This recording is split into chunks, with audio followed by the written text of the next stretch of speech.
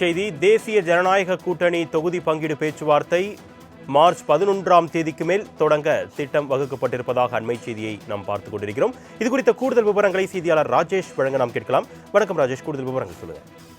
அருணேஷ் வணக்கம். 2026 சட்டமன்ற தேர்தலை முன்னிட்டு திமுக தனது கூட்டணி கட்சிகளுடனான அந்த தொகுதி பங்கீடு நடைபெற்று வருகிறது. குறிப்பாக முழுமையாக நிறைவடைய பட்சத்திலும் பேச்சுவார்த்தை என்பது தொடர்ச்சியாக நடைபெற்று வரக்கூடிய சூழ்நிலையில் தேசிய ஜனநாயக கூட்டணியுடைய அந்த தொகுதி பங்கீடு பேச்சுவார்த்தை என்பது மார்ச் 11ஆம் தேதிக்கு மேல் தொடங்க திட்டமிட்டிருப்பதாக தகவல் வெளியாகி இருக்கிறது.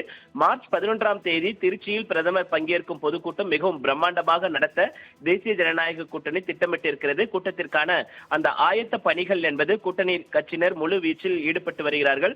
அந்த கூட்டத்தை தொடர்ந்து மதுரையில் நடைபெற்றதை போன்று தேசிய ஜனநாயக கூட்டணியுடைய தலைவர்கள் ஆலோசனை கூட்டம் அன்றைய தினம் நடத்தப்பட இருப்பதாக தகவல் வெளியாகி இருக்கிறது. பிரதமர் பங்கேற்கும் பொதுக்கூட்டத்திற்கு பின்னர் தொகுதி பங்கீடு பேச்சுவார்த்தை தொடங்கும் என்று தெரிய வருகிறது. நேற்றைய தினத்தில் செய்தியாளர்களை சந்தித்த நயினார் நாகேந்திரன், நாங்கள் கூட்டணி குறித்தோ கூட்டணி தொகுதி பங்கீடு குறித்தோ இன்னும் முடிவு செய்யப்படவில்லை, விரைவில் முடிவு செய்வோம் என்று அவர்கள் தெரிவித்திருந்தார்கள். அதிமுக தலைமையிலான இந்த தேசிய ஜனநாயக கூட்டணியில் பாஜக, பாமக, தமிழ் மாநில காங்கிரஸ், அம்மா மக்கள் முன்னேற்ற கழகம், புரட்சி பாரதம், புதிய நீதி கட்சி, அனைத்து இந்திய ஃபார்வர்ட் பிளாக் உள்ளிட்ட பல்வேறு கட்சிகள் இடம்பெற்றிருக்கிறார்கள். அந்த தொகுதி பங்கீடு குறித்து கடந்த 1ஆம் தேதி மதுரையில் இந்த கூட்டணி கட்சி தலைவர்கள் ஆலோசனை கூட்டம் என்பது எடப்பாடி பழனிசாமி தலைமையில் மத்திய அமைச்சர் பியூஷ் கோயல் முன்னிலையில் நடத்தப்பட்டது. பாஜக தங்களுக்கு வெற்றி வாய்ப்பு உள்ள 30 தொகுதிகள் அடங்கிய பட்டியலை அதிமுகவிற்கு கொடுத்திருக்கிறார்கள்.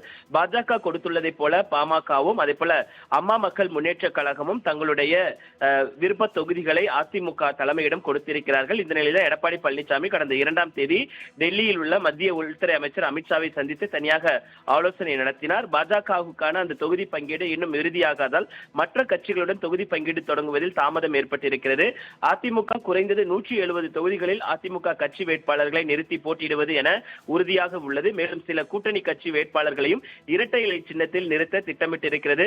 பாமகவை பொறுத்தவரைக்குமே அவர்கள் 20லிருந்து 25 தொகுதிகள் எதிர்பார்ப்பதாக தகவல் தெரிவிக்கின்றன. ஏனென்றால் தேமுதிக வருவதாக இருந்தால் அவர்களுக்கு 18 தொகுதிகள் என்பது முடிவு செய்யப்பட்டிருந்தது. ஆனால் தேமுதிகவை பொறுத்தவரைக்கும் அவர்கள் திமுக கூட்டணியில் இருந்ததால் தற்பொழுது அதிமுக கூட்டணியில் இருக்கக்கூடிய கட்சிகள் அதிக தொகுதிகளை எதிர்பார்ப்பதாக தகவல் வெளியாகி இருக்கிறது. முதலில் பாஜகவுக்கு எத்தனை தொகுதிகள், எந்தெந்த தொகுதிகள் என்பதை இறுதி செய்த பின்பே மற்ற கட்சிகளுடனான அந்த தொகுதி பங்கீடு பேச்சுவார்த்தையை அதிமுக தொடங்கும் என்று அதிமுக தரப்பிலிருந்து தகவல் வெளியாகி இருக்கிறது. அருணேஷ், கூடுதல் விவரங்களுக்கு நன்றி ராஜேஷ்.